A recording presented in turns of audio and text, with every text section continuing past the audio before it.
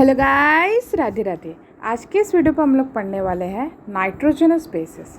Nitrogenous bases जो होता है वो बेसिकली होते क्या है वो हम लोग पढ़ेंगे, और डीएनए में और आरएनए में क्या चीज़ें कंसिस्टेड होती है वो ज़्यादा गहराई में हम लोग न्यूक्लिक एसिड में कवर करेंगे।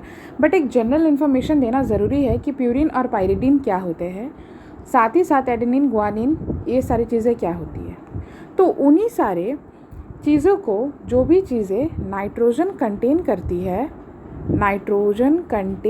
है, खुद में इन्वॉल्वमेंट होता है नाइट्रोजन का, उसको हम लोग क्या कहते हैं, नाइट्रोजनस बेसिस। जो बेसिस नाइट्रोजन कंसिस्ट करता है उन्हीं को नाइट्रोजनस बेसिस कहते हैं। अब ये जो टॉपिक है बहुत ज़्यादा इंपॉर्टेंट है with respect to the study of DNA and RNA. Basically biological student होकर के आपको ये तो पढ़ना ही होगा कि जेनेटिक्स में क्या क्या चीज़ें प्रेजेंट रहती है, लेकिन जो डीएनए होता है और जो आरएनए होता है उसका स्ट्रक्चर हम लोग न्यूक्लिक एसिड में पढ़ेंगे। बट बेसिकली वो किस स्ट्रक्चर से बने हुए रहता है वो चीज़ तो जाननी होगी ना बेसिक, तो वही मैं इस लेक्चर में कवर करने वाली हूँ। ये जो आप चीज़ें देख रहे हो ये सारे जो है इट इज़ बेसिकली क्या होते हैं कि ये एक तरीके का यूकारियोटिक डबल स्ट्रैंडेड डीएनए। अब मैंने इसको क्यों कंसिडर किया यूकारियोटिक मैम, क्योंकि आप देखो ये जो मैंने डायग्राम लिया है वो linear DNA, it is not a circular DNA, और if it is present in the form of circular pattern then it is a prokaryotic DNA.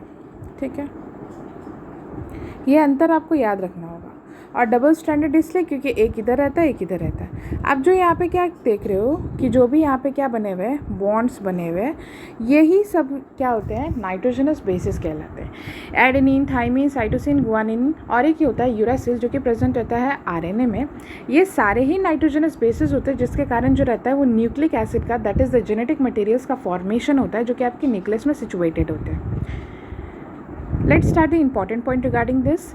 Heterocyclic compounds होते हैं, जो नाइट्रोजनस बेसिस होते हैं वो हेट्रोसाइक्लिक कंपाउंड होते हैं। ये वर्ड याद रखिएगा। हेटेरोसाइक्लिक का मतलब ये होता है कि वो क्या होते हैं, डिफरेंट।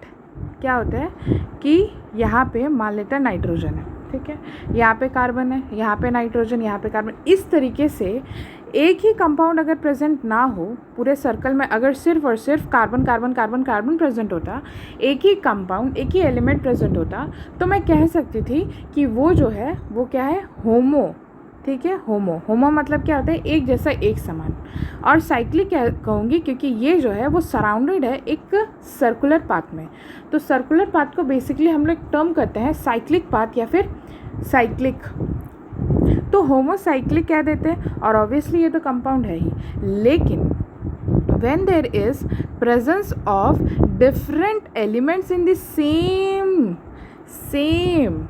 compound, और उसी साइकिल में कहीं नाइट्रोजन आ जा रहे हैं तो कहीं कार्बन आ जा रहे हैं, तो वो उन चीज़ों को, उन कंपाउंड्स को हेट्रोसाइक्लिक कंसिडर किया जाता है।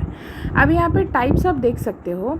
जो प्यूरिन होता है, जो प्यूरिन जो होते हैं यहाँ पे आप बेसिकली देख सकते हो, मैं बता देती हूँ, वो जो रहते हैं वो हमेशा क्या होता है कि दो साइकिल कंसिस्ट करते हैं, मतलब दो उनका डायग्राम होता है साइक्लिक टाइप, और उसी में क्या होता है, सिचुएटेड होते हैं। ये जो आप नंबरिंग देख रहे हो ये क्या है, नंबर जो है ऑफ नाइट्रोजन का, कि कहाँ कहाँ वो सिचुएटेड होंगे। फॉर एन एग्जांपल, अगर मैं इसको 1 कंसिस्ट करूँगी, 2 कंसिस्ट करूँगी, 3 कंसिस्ट करूँगी, ज़रूरी नहीं है ऐसा होगा, ये किस तरीके का भी स्ट्रक्चर इस तरीके का भी हो सकता है। मैंने जस्ट एक फॉर्म दिखाने के लिए कि साइक्लिक 2 होंगे इसलिए मैंने ये स्ट्रक्चर लिया। तो ये जो तीसरे वाले होंगे वहाँ पे आप गौर करिएगा, नाइट्रोजन प्रेजेंट होगा। तो ये जो है, जो प्यूरिन होता है जहाँ पे 2 साइक्लिक चीज़ें प्रेजेंट होंगी, 2 साइक्लिक स्ट्रक्चर्स प्रेजेंट होंगे, इस तरीके का जो कि आप एनसीईआरटी में बेसिकली डायग्राम देख सकते हो, उसमें उस साइकिल में कहाँ कहाँ नाइट्रोजन प्रेजेंट है ये आपको याद रखना बहुत ज़्यादा इंपॉर्टेंट है। That is 1, 3, 7 and 9। और पायरिडीन वो कंपोनेंट्स होते हैं जहाँ पे क्या होते हैं कि एक ही क्या प्रेजेंट रहता है, only single cyclic substance present होता है। और वहाँ पे कहाँ पे नाइट्रोजन प्रेजेंट रहता है, that is present in the 1 and 3 position. Next is nitrogenous bases. Nitrogenous bases क्या होते हैं, मैंने बताया कि जो एडेनिन होता है, गुआनिन होता है, थाइमिन, मतलब जो कि क्या कंसिस्ट करेंगे, नाइट्रोजन कंसिस्ट करेंगे, ठीक है, नाइट्रोजन कंसिस्ट करेंगे खुद के स्ट्रक्चर में, उसको हम लोग क्या कह देते हैं, नाइट्रोजनस बेसिस कहते हैं। अब बेसिकली होता ये है कि जो एडेनिन होता है, गुआनिन होता है, कौन सा प्यूरिन आपको बहुत इंपॉर्टेंट है याद रखना, एडेनिन एंड गुआनिन जो होते हैं ये नाइट्रोजनस बेसिस प्यूरिन के अंदर आते हैं, क्योंकि इनका स्ट्रक्चर जो होता है वो हेट्रोसाइक्लिक तो होता है, लेकिन साथ ही साथ जो होता है कि वो क्या होते हैं, प्यूरिन के अंदर आते हैं और 2 रिंग्स लाइक स्ट्रक्चर कंसिस्ट करते हैं।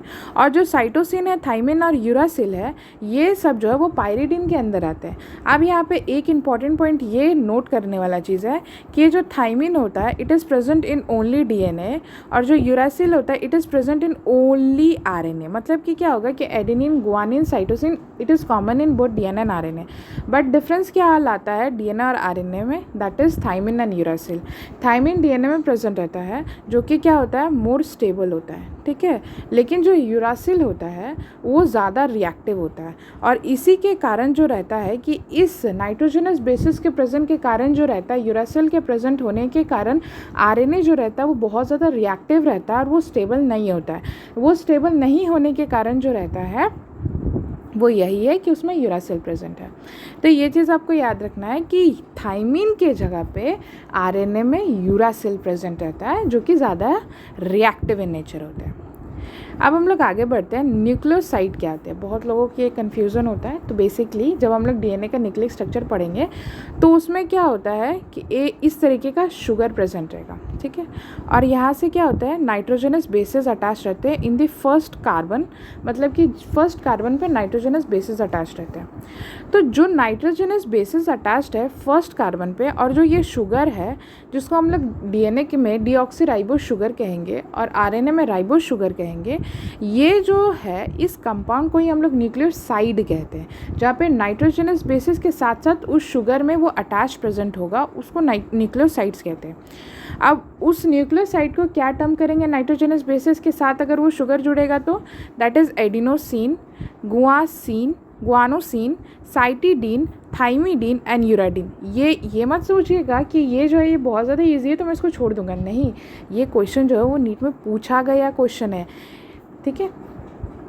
Next is nucleotide. अब न्यूक्लियोटाइड क्या होता है वो मैं बताती हूँ। ये जो है ये नाइट्रोजनस बेसिस है, ठीक है, और उसके जब 5th कार्बन पे फॉस्फेट ग्रुप प्रेजेंट रहता है, ये 5th कार्बन हो गया और ये 1st कार्बन हो गया।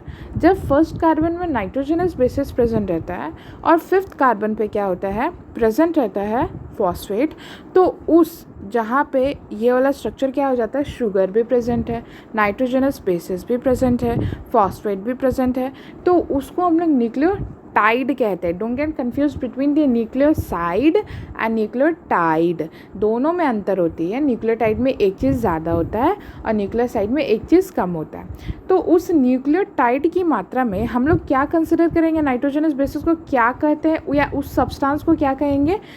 तो अगर मान लेते हैं कि यहाँ पे एडेनिन प्रेजेंट है और यहाँ पे फॉस्फेट ग्रुप है, तो इसकी मैं बात कर रही हूँ कि इसको क्या कहेंगे, दैट इज़ एडिनाइलिक एसिड।